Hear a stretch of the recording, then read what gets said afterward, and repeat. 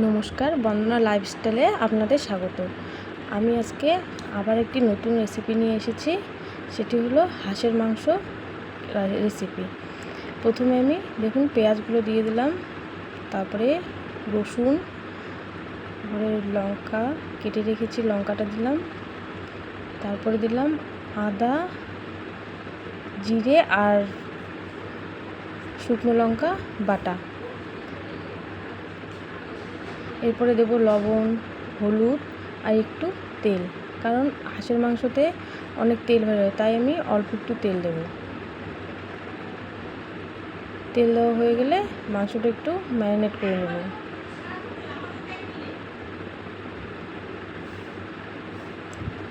এভাবে একটু মাখিয়ে নেবেন, তাহলে মাংসটা রান্নাও ভালো হবে আর টেস্টও ভালো হবে। এরপরে একটা কড়াই বসাই দেবো। এরপরে একটু কড়াই বসিয়ে দিয়ে তারপরে আলুটা ভেজে নেব।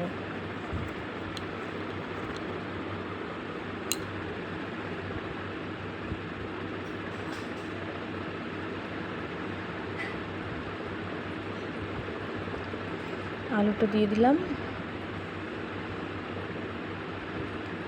ভাজা হয়ে যাবে, আলুটা নামিয়ে নেব, তারপরে মাংসটা বসাই দেব।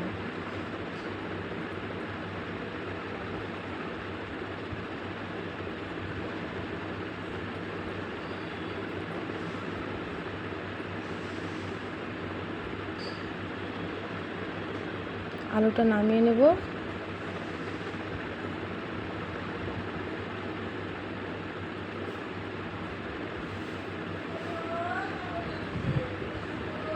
এখানে দুটো শুকনো লঙ্কা, তারপরে একটু জয়িত্রী ফল আর একটা গোটা এলাচ, তারপরে গরম মশলা, দারচিনি, তারপরে একটু জিরে ফোড়ন দেওয়া হলো।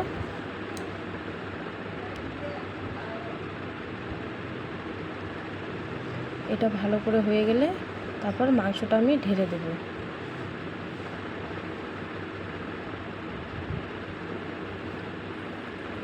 আমার তেল দেখুন হয়ে গেছে, এখন আমি মাংসটা ঢেলে দেব।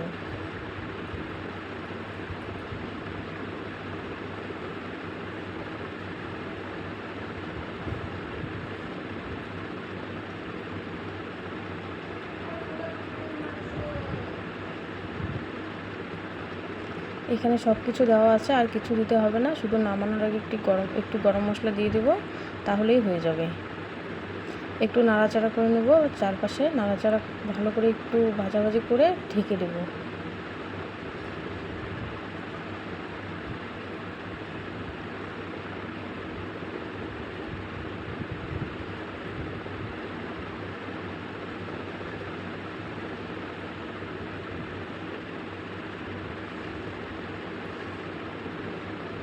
এরপরে ঢাকাটা তুলে এই যে দেখুন কতগুলো মাংসটা সিদ্ধ হয়ে গেছে আর কতগুলো তেল বের হয়েছে।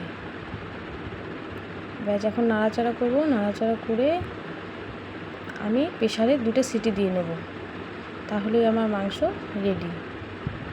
দেখুন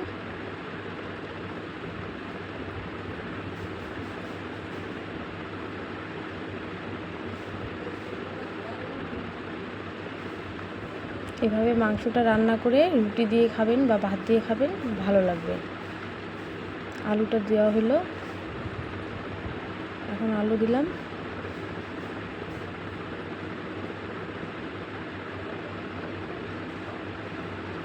আলু দিয়ে এই যে প্রেসারে দিলাম। দেখুন প্রেসারে 2টা থেকে 3টা সিটি হবে, ব্যাস মাংস হয়ে যাবে।